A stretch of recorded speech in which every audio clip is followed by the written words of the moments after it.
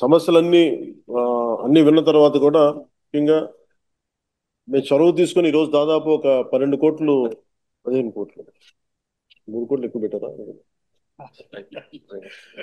అంటే ఈ మీటింగ్ ఖరీదు మీ అందరికీ ఒక ఒక జిల్లాలో పెద్ద కార్యక్రమం అయిపోద్ది.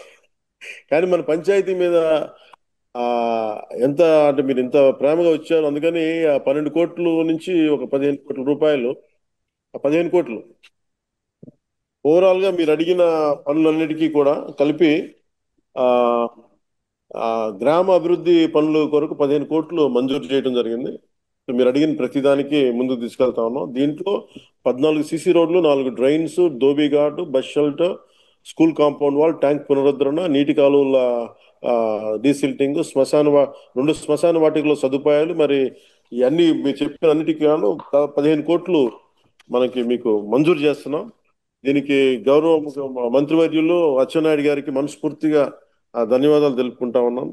అలాగే అధికారులు ఆ, అందరికీ కూడా పేరు పేరున ధన్యవాదాలు తెలుపుకుంటాను. ఈ కార్యక్రమంలో పాల్గొన్న ఆ, కింజర నాయుడు గారికి, టెక్కలి శాసనసభ్యులు, ఆ, గౌరవ మంత్రివర్యులు, అలాగే పంచాయతీరాజ్ మరియు గ్రామీణాభివృద్ధి శాఖ ప్రిన్సిపల్ సెక్రటరీ శ్రీ శశిభూషణ్ గారి సార్ కూడా మనస్ఫూర్తిగా నా ధన్యవాదాలు తెలుపుతా ఉన్నాను.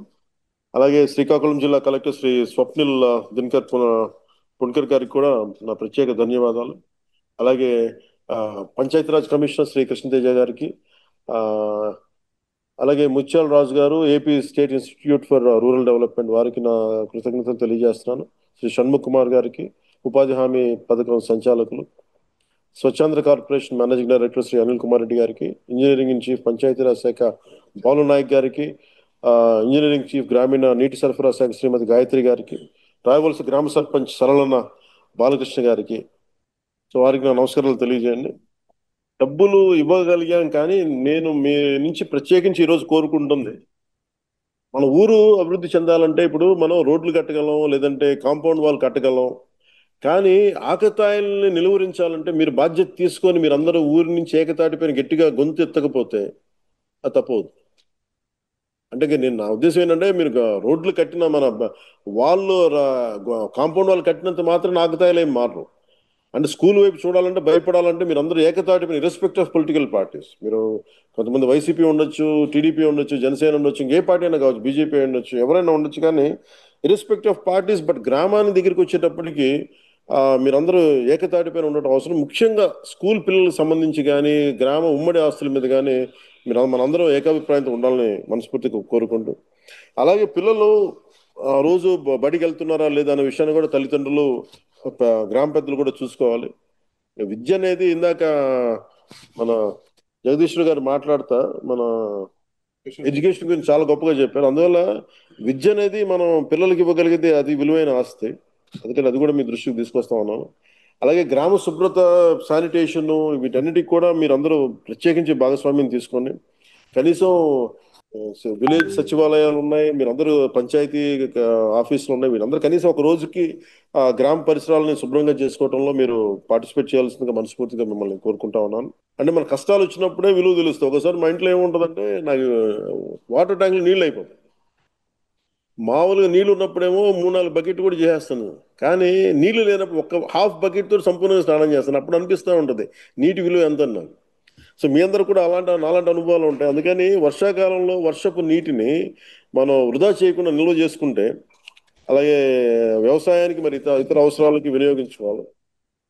అలాగే హరిత గ్రామాలు అంటే మొక్కలు వేయమంటే మొక్కలు వేసేటివి వేసి మొక్కలు వేసి, కానీ దాన్ని ఎవరు మెయింటైన్ చేస్తారు? గ్రామంలో మనమే ఒక భాగస్వామ్యం తీసుకోవాలి. నర్సరీల నుండి ఉచితంగా వచ్చే మొక్కల్ని ప్రతి గ్రామంలో ఇంట్లో నాటాలి. అది చిన్నపాటి సుందర వనంగా మనం చేసుకోవచ్చు ఈ ప్రతి గ్రామంలో. అలాగే ముఖ్యంగా పిల్లలు ఆడుకోలేకపోతున్నారు, బయటికి వెళ్ళి ఎంతసేపు సెల్ ఫోన్లో టీవీలో ఆగిపోతున్నారు. అందువల్ల ప్రత్యేకించి మీ అందరికీ కూడా ఖాళీ స్థలాలను గుర్తించి వాటికి పిల్లల్ని ఆడుకునే అభివృద్ధి స్థలాలుగా చేయాలి అనేది ఉంది. అది మీరందరూ కొంచెం చొరవ తీసుకున్న ఆ దిశగా వెళ్ళండి. మా నుంచి ఎలాంటి సహకారం కావాలో నేను ముందుండి మేము నడిపిస్తాను. మీకు గుర్తుండి ఉంటుంది, నన్ను చిత్తూరు జిల్లా మన రాజంపేటలో ఒక చోట అడిగితే, రైల్వే కోడూరులో, నేను వెంటనే అక్కడ కనీసం మనకి 300 ఎకరాలంత భూమి ఉంది ఇక్కడ, అసలు సెంటు భూమి లేదు అక్కడ రైల్వే కోడూరు. సో నేను ఒక ఎకరన్నర కొని వాళ్ళకి స్కూల్ కోసం నేను పంచాల్సి వచ్చింది. సో నా దగ్గర అంత డబ్బు లేదు, కానీ మనకున్న పొలాన్ని, మన ప్రభుత్వ భూముల్ని ఖచ్చితంగా పిల్లలకు ఉపయోగపడేలా ఖాళీ స్థలాలకి, ఎందుకంటే దేహదారుఢ్యం చాలా అవసరం పిల్లలకి. వయసు వచ్చిన ఆడబిడ్డలకి ఇంతమంది తల్లులు ఉన్నారు, అక్క చెల్లెలు ఉన్నారు, ఆడపడుచులు ఉన్నారు. మన బిడ్డల్ని, మన ఆడబిడ్డల్ని మనం రక్షించుకోలేని పరిస్థితిలో మనం ఉండటం నిజంగా చాలా బాధాకరం. అందుకని ప్రతి ఒక్కరు కూడా, యువకులు కానీ అందరూ కూడా, పెద్దలు కానీ, ఆడబిడ్డలకి గ్రామ సమాజం రక్షణ కవచంగా నిలబడాలి. అది దయచేసి మీరు దాన్ని దృష్టిలో పెట్టుకోండి. అవసరమైన భద్రతా చర్యలు కానీ, మరి అవగాహన కార్యక్రమాలు కానీ మీరు నిర్వహించండి. దానికి సంపూర్ణ సహకారం అందిస్తాం. అలాగే ఊరి నుంచి ఉన్నత స్థాయి చేరిన వారు తన గ్రామాన్ని మరవకూడదు.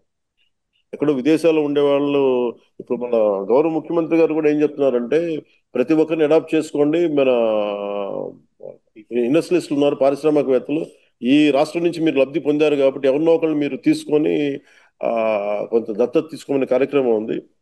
అలాగే ప్రతి ఊరి నుంచి ఉన్నత స్థాయికి చేరిన వారు మన గ్రామాలు మర్చిపోకూడదు.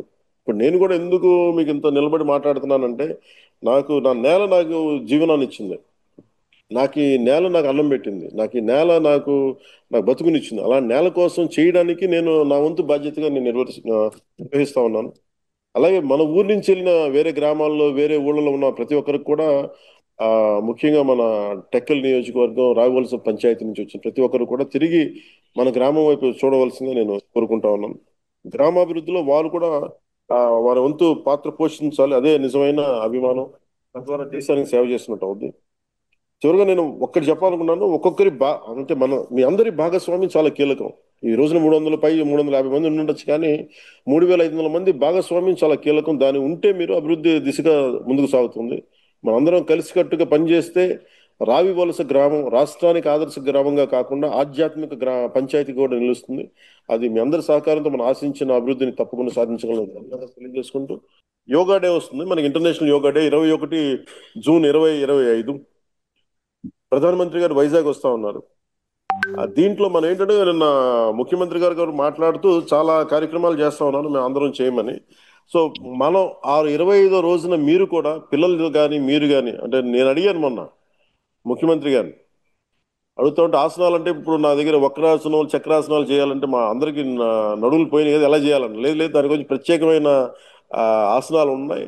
సో అలాగే మనం కూడా అంతసేపు టీవీలో కూర్చొని అలసిపోయి, మనం కూడా కొంచెం ఒళ్ళు కొంచెం వంచితే మంచిగా ఉంటుంది మనకి. అలా మనం ఎంతవరకు అయితే వంచగలము, మన వెన్నెముకను ఎంతవరకు వంచగలము, ఎంతవరకు సుఖంగా కూర్చోగలము, ఆ పద్ధతిలో యోగా పద్ధతులు ఉన్నాయి. సో మనందరం కూర్చొని మీరు కూడా దాంట్లో పాల్గొనవలసిందిగా కోరుకుంటూ, అలాగే కలెక్టర్ గారికి కూడా ప్రత్యేకించి స్కూల్ పిల్లల చేత, యువకుల చేత make sure that you participate on yoga day, international yoga day. అందుకని ఒకసారి మీ అందరికీ తెలియజేసుకున్నాను. ఒకసారి మరోమారు రాయవలస పంచాయతీ ప్రజలందరికీ కూడా మనస్ఫూర్తిగా ధన్యవాదాలు తెలుపుకుంటూ, వచ్చిన ఆడపడుచులకి, అక్క చెల్లెలకి, పెద్దలకి, మేధావులకి అందరికీ ధన్యవాదాలు తెలుపుకుంటూ సెలవు తీసుకున్నాను.